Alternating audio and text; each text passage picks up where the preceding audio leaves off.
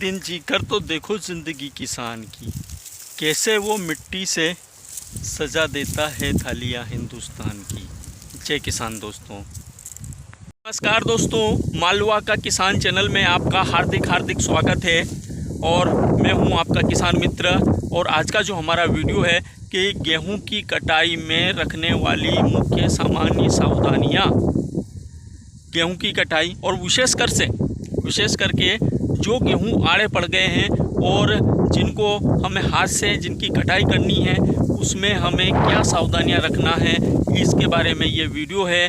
तो दोस्तों करते हैं वीडियो शुरू, बने रहिए मेरे साथ। तो ये वही गेहूं है जिसका आपने उठाव देखा, जिसकी अच्छी लंबी जो उसकी जो बालियाँ थी वो बालियों को आपने देखा और ये आड़ा पड़ा है उसका वीडियो भी आपने देखा है। और ये सारे मेरे चैनल पर इसके वीडियो रखे हुए हैं, बहुत सारे वीडियो इस गेहूँ के मैंने बनाए हैं और इस गेहूँ के मैंने बहुत सारे वीडियो आपको दिखाए हैं।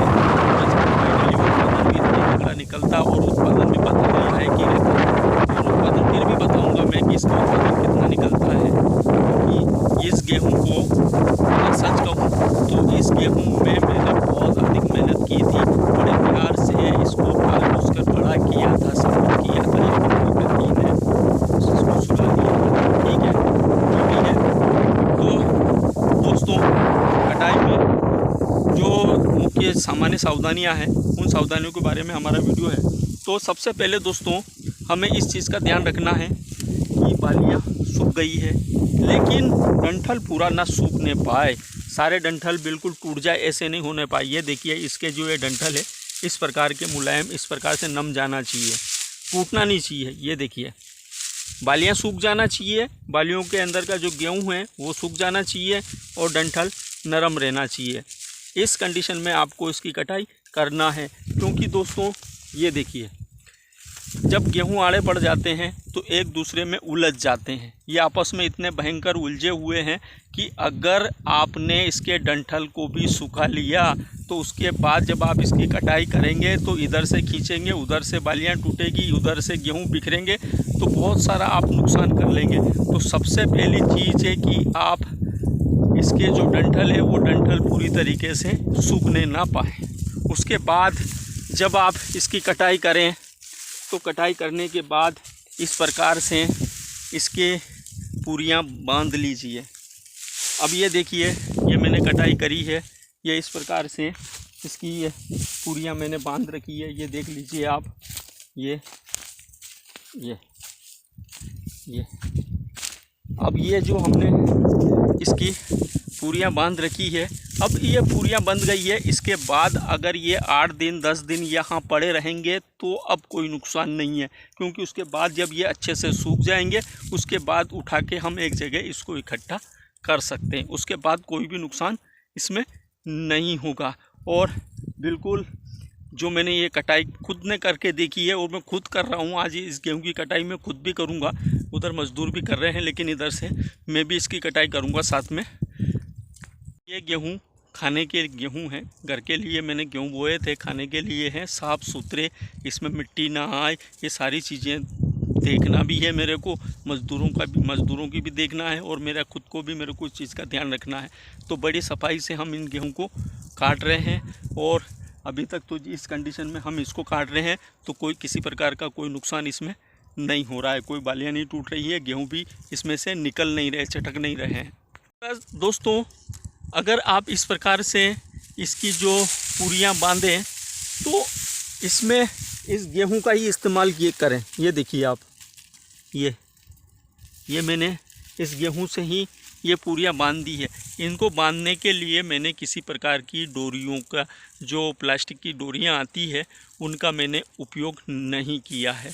क्योंकि दोस्तों मेरा भी आपसे एक निवेदन है कि इन प्लास्टिक की डोरियों का उपयोग आप गेहूं बांधने के लिए ना करें, क्योंकि जब ये पूरियां ऐसी कैसी एक जगह जम जाएगी और जब थ्रेशर में निकलेगी तो जो प्लास्टिक की वो जो डोरियां होती है वो इतने टुकड़े करके भूसे में मिल जाएंगे और इस भूसे को ये बेज़बान जानवर खाएंगे और वो जो प्लास्टिक है उनके पेट में इकट्ठा होता है और उससे हमारे जो जानवर हैं, हमारे हों किसी के भी जानवर हों, वो बेज़ुबान जानवर उनकी सेहत के लिए वो डोरियाँ बहुत नुकसानदायक है। तो दोस्तों बोलकर भी इन डोरियों का उपयोग आप अपने गेहूं की पूरियाँ बांधने के लिए ना करें। अगला दोस्तों कि जब आपकी कटाई पूरी हो जाए तो गेहूं को निकलवाने में ज़्यादा जल्दबाजी ना करें। इन गेहूं को कम से कम आप 8 दिन खेत में सूखने दें। पूरियाँ बनने के बाद 8 दिन तक इसको खेत में ही सूखने दें। ये बहुत अच्छे से ये सूख जाए, पूरे डंठल अच्छे से सूख जाए, बिल्कुल करकरे डंठल हो जाए, उसके बाद ही आप इसकी थ्रेशर करवाएं। तो क्योंकि उसके बाद अगर आप थ्रेशर करवाएंगे तो आपके गेहूं में कचरा बिल्कुल भी नहीं आएगा और ये जो गीला डंठल था, ये गीला डंठल भी थ्रेशर में बारीक हो जाएगा, जिससे कि जानवरों को भी जो भूसा है उसको खाने में आसानी होगी और जानवर भी उसको बड़े चाव से खाएंगे। दोस्तों कि अगर आपने इस प्रकार से, अगर डंठल मुलायम है, हल्के हैं और बिल्कुल थोड़े हरेपन पर हैं और इस प्रकार से अगर आपने कटाई की है तो इसका जो भूसा बनेगा वो भूसा भी बड़ा स्वादिष्ट बनेगा, बड़ा अच्छा भूसा बनेगा। वो जानवर इस भूसे को बड़े चाव से और बड़े अच्छे से खाएंगे। तो यहाँ पर भी आपको इसका प्लस पॉइंट है और यहाँ पर भी आपको फ़ायदा होगा। दोस्तों अगर जो गेहूँ आड़े पड़ गए हैं उनका अगर संभव हो सके तो आप ठेका ना दें, कटाई का ठेका ना दें, क्योंकि अगर आप कटाई का ठेका देंगे तो होगा क्या कि मज़दूर बहुत जल्दी में होते हैं, बिल्कुल आपका गेहूं का कचरा कर डालेंगे। आप बिल्कुल इस चीज़ का ध्यान रखें कि किधर से हमको कटाई करना है। जैसे कि अब मैं कटाई कर रहा हूं तो मैं पहले उधर के गेहूं ना काट के मैं इधर से काट रहा हूं। ये वालों को पहले काटूंगा, ये इतने ऐसे लाइन कटेगी, फिर उसके बाद ये लाइन कटेगी, फिर ये कटेगी, फिर ऐसे कटेगी। ये आपस में ऐसे ऐसे सोए हुए हैं। तो आप गेहूँ को देख लीजिए कि गेहूँ किस प्रकार से सोए हैं, उस प्रकार से आप उनको काटिए ताकि ये ज़्यादा उलझे नहीं और हमारा अपना जो काम है वो अच्छे से साफ़ सुथरा हो जाए। ये देखिए आप, ये गेहूँ ऐसे सोए हुए हैं। तो हमें जो गेहूँ की कटाई से पहले इन चीज़ों का ध्यान रखना है और मज़दूरों से भी कटाएं तो साथ में रहें, ज़्यादा बिखेरा ना करें, क्योंकि मज़दूर तो मज़दूर हैं। अगर अपन घर वाले नहीं काट पा रहे हैं तो मज़दूरों से कटवाएं, तो भी आप उनका ध्यान रखें, क्योंकि इनमें बहुत उलझन होती है और बहुत ज़्यादा बिखेरा होता है। और देख लीजिए मैंने ये काटा है, बिल्कुल भी कहीं से कहीं कोई बिखेरा नहीं हुआ है, बिल्कुल सफाई से मैंने काटा है। और उधर जो मेरे मज़दूर काट रहे हैं वो भी बिल्कुल सफाई से काट रहे हैं, क्योंकि मैं यहीं पर हूँ और बार बार इसको मैं देखूँगा।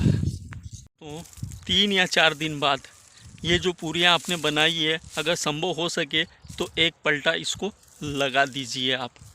ये इस प्रकार से, जैसे ये रखी है ना, तो इसको ऐसे घुमा दीजिए बस। तो ताकि क्या है कि जो नीचे का सूख नहीं पाता है अच्छे से वो भी सूख जाए। और 8 दिन आप इसको खेत में रख के रखिए जब पूरी तरीके से अच्छे से सूख जाए। और अगर आप खेत में नहीं रखना चाहते हैं तो भी कम से कम 4 दिन तो खेत में इसको रखें, उसके बाद आप इसको इकट्ठा करके 4 दिन वहाँ पर रखें। 8 दिन की धूप इसको अच्छे से आप लगा लें। थी दोस्तों कुछ सामान्य जानकारियाँ। यकीन मानिए दोस्तों, अगर आपने ध्यान रखा तो आपके गेहूं में बिल्कुल भी बिखेरा नहीं होगा, बिल्कुल भी नुकसान नहीं होगा, बिल्कुल बालियां टूटेगी नहीं, बिल्कुल गेहूं आपस में उलझेंगे नहीं और आपका बिल्कुल भी नुकसान नहीं होंगे। तो दोस्तों अगर वीडियो अच्छा लगा हो तो लाइक करना, कमेंट करना, शेयर करना और संभव हो सके तो किसान के इस चैनल को सब्सक्राइब करना। नमस्कार दोस्तों।